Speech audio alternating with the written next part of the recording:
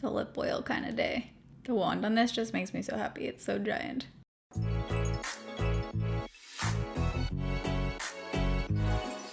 All right, welcome to Foundation Friday. This is where I review new foundations on my channel on Fridays or just talk about anything foundation related. I've only had half of my coffee right now. Don't ask me why I decided to already press record. So today we've got a new product release that I've heard good things about so far, so I'm really excited to try this one. It's the new DERMABLEND CC Cream Continuous Correction Full Coverage CC Cream. So this retails for $39, has 1 fluid ounce of product, and it comes in 16 shades. I picked up not the lightest shade, I picked up 20N Fair to Light because it sounded like that would be my color, and I don't have tanner on right now. I might have like the tiniest amount of residual, but I tried to scrub everything off 2 days in a row. So for CC creams, there's never like a full range of shades. I've already talked about how I feel about that, especially with a full coverage CC cream. But anyways, within those 16 shades, it does look like there's a nice spread based on what I can tell. I'm stoked to try this because one of my all-time favorite foundations is the DERMABLEND Smooth Liquid Camo Foundation. Beautiful. If you've never tried that, I have videos talking about it. I'll link it down below. But this says it's weightless, breathable, undetectable full coverage without clogging pores, weighing down skin, 24-hour makeup, and it has SPF 50. The amount that you're putting on typically isn't enough to actually get that SPF coverage, so you'll still want to go in with an SPF underneath, which is what I did today. It's just added extra SPF, so I'm never mad about that, you know? Just don't depend on it as your sole one. It also says it has niacinamide, vitamin E, and caffeine, so I like that. So basically it doesn't say what kind of finish it's supposed to have, so we're in for a surprise, folks. Love a good morning surprise. Keeps things wild. So I'm going to zoom in for the application. If you're new to my Foundation Friday videos, I do shots in natural lighting, really up close, wear tests throughout the day, and then if I'm able to, at the end, I kind of put in like a check-in once I've tried it some more a few days later, so I can give kind of updated, more comprehensive thoughts. All right, let's get into it. I'm going to zoom in. If you enjoy this video while you're watching, you can give it a thumbs up. If you're new here and you like foundation videos, I do a lot of them. You can stick around and subscribe if you want to. Thank you. All right, you just can't see my button right now, so this is the lowest I can go. I'm using my dampened today Koki sponge on half my face and then my Sigma F80 on the other half of my face. I think I'm gonna switch it up. Usually I do, what do? I usually do a brush on this side, sponge on this side. We're gonna get wild and change it up, but I still wanna do the brush side first because I like to compare the coverage. So it is supposed to be full coverage and it has a really tiny squeeze tube, which usually makes me think you don't need a lot. So let's start off with that. Oh, I think the shade is gonna work. Oh yeah, I can tell the coverage off the bat. We've got a full coverage boy here. Doesn't have a fragrance, which I really like. Thank you, DERMABLEND. Right now in this lighting, it's looking like it has a satin matte finish.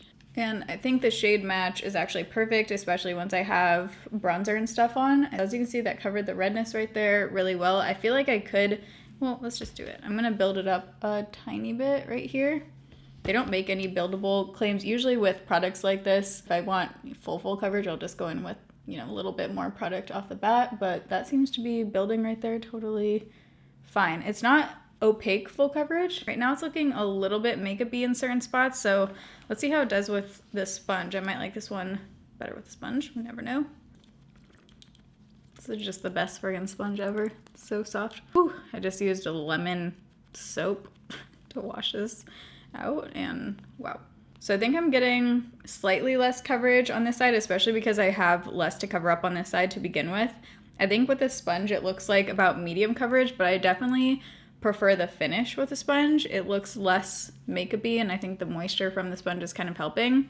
But what I'll do if I want coverage but I want this kind of finish, which is what I usually do, is go in with a brush and then I'll just smooth it out with a sponge. So I'm going to take the sponge over this side and just kind of press it in and just press it over top and see if it makes it look a little bit more skin-like, especially in the area down here. I'm curious how this one's gonna look on my forehead. Sponge is definitely the move with this one. A lot of foundations look really cakey up here. Okay, I didn't need that much, so I'm just gonna bring it over the little scarring just right here and not by my nose or around my lips where I crease, just keeping it right here. Okay, with the sponge, it's looking good on my forehead. Even going over this side with the sponge, it doesn't look as flawless as this side or my forehead. So definitely think you should just go in with the sponge on this one to start. Here it is really up close in this lighting. I need to deal with my eyebrows.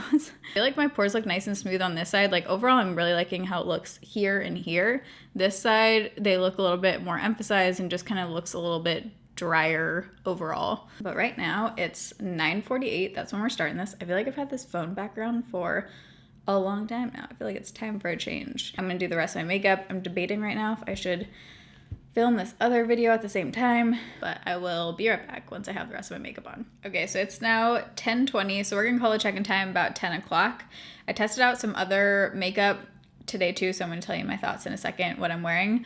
But overall, I like the way it looks. It feels incredibly lightweight, and I kind of was realizing that afterwards when I was like touching my face.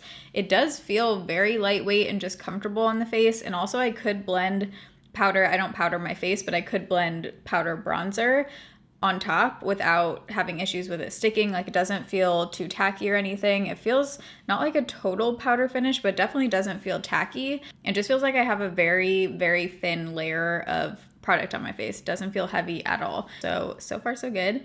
We'll see how it works throughout the day. But for the makeup on the rest of my face, I've been obsessed with this Tower 28 blush. I understand the hype. This is probably one of the most easy to work with cream blush formulas I found, because you dip your brush in, it's not overboard, like it's not too pigmented, it blends out really easily, and it just sits really nicely over top. Bronzer, I use the Juvia's Place bronzed, what is this? Just bronzed light. If you have fair skin, this shade right here was really nice. It's very natural looking, so I ended up adding a little tiny bit of this shade, but I really like the tone, especially on my forehead. It's not like orangey at all. And then I used one of my holy grail all-time favorite cream highlighters, which is the Flesh Startle. If you just want one of the most natural, just like wet looking highlights, this is it. Okay, here's where we went a little downhill. So I used the Lancome Tint Idol Ultra Wear All Over Concealer. I'm not sure if this is a new product itself or just repackaged. What shade is this? It just says IVOW, so maybe Ivory. First of all, the packaging on this is horrible. What's happening to my voice right now? The applicator is so big that it's one of those that you have to like angle really weird, or it just splashes everywhere when you take it out, because look how big that thing is. I have worn this when I don't have other makeup on as just like a brightening kind of product, and I liked it more in that way. I think with foundation, okay, seriously, voice, you can come back now. Today it's looking bad. It just looks dry, and I'm definitely getting way more creasing than I normally do.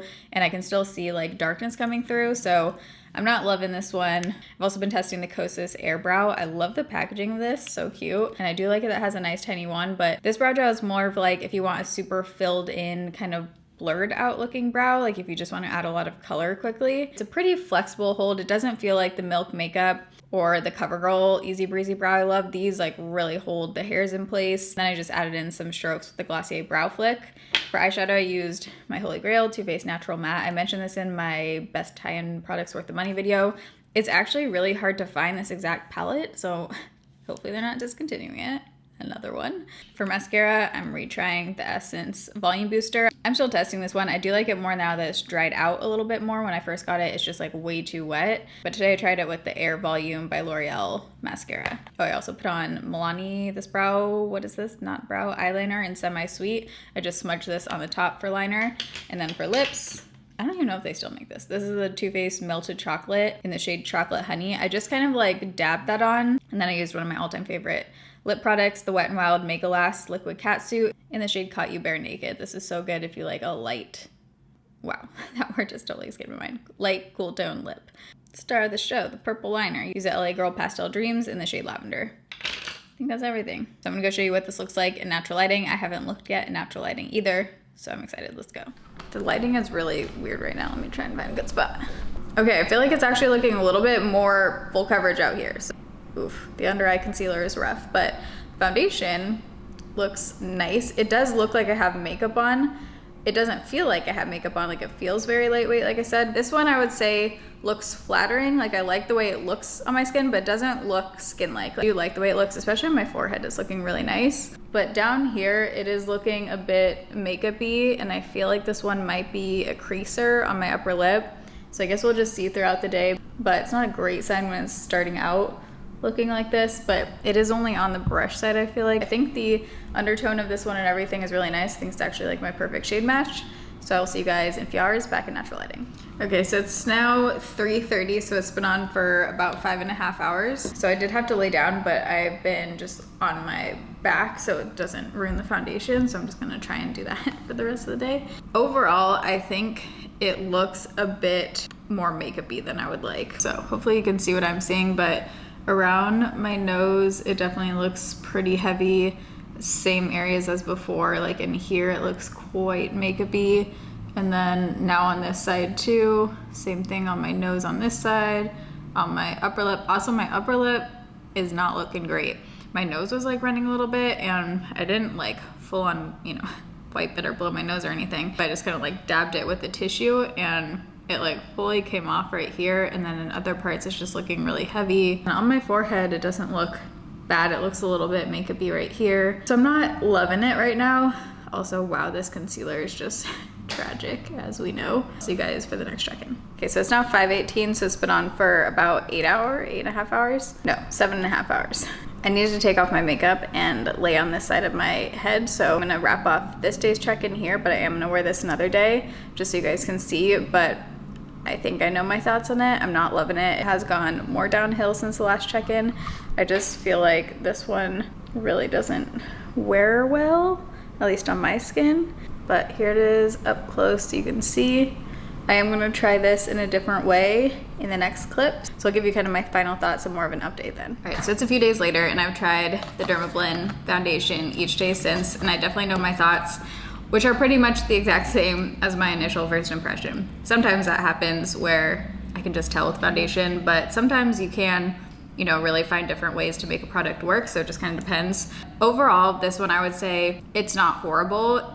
I just feel like it's not one that I would ever reach for because I have other foundations I like so much more, and I just find that this one overall, no matter what I do, looks a little bit too makeup-y. There's just something about it. It just emphasizes the texture a little bit too much. I have other ones that just look super smooth. Today I put on the Glossier SPF underneath, Haley's Beauty Primer, this foundation obviously, and then I tried it with the Charlotte Tilbury airbrush powder on just my forehead to make my forehead look a little better, and then I set everything with the Urban Decay All Nighter Setting Spray. And yesterday I tried it with the Laura Mercier Candle Glow powder and a different primer, but I had it on for an hour right now and it's already looking more makeup-y than when I first put it on. Like, look right here and around my nose. I mean, this is like, I just put it on, you know? If you've seen other reviews that I do, some foundations can look a lot worse than this, but some foundations can also look a lot better. 40 bucks, not a cheap product, and I just have other ones I like more. Also today I put it on with a sponge and I used a little bit less because I was like, maybe I'm using too much product, that's why it's looking makeup-y. I used probably like half the amount that I did the other times I tried this, and I feel like it still looks the same. So on my skin, don't hate it, don't love it, don't think you need it in your life, but that's just my experience with it. You could love this foundation on your skin. If you have tried this foundation, let me know what you think of it. Did you like it? Did you not like it? I am gonna be having a foundation update video soon. I just keep wanting to put up the like new releases first, but I will have Foundation Friday updates come in. So if you're not subscribed yet, you can subscribe if you want to see that. But thank you guys for watching. I'm gonna have everything I talked about linked down below in the description box. But I love you guys. Thanks for watching. See you in my next video. Bye.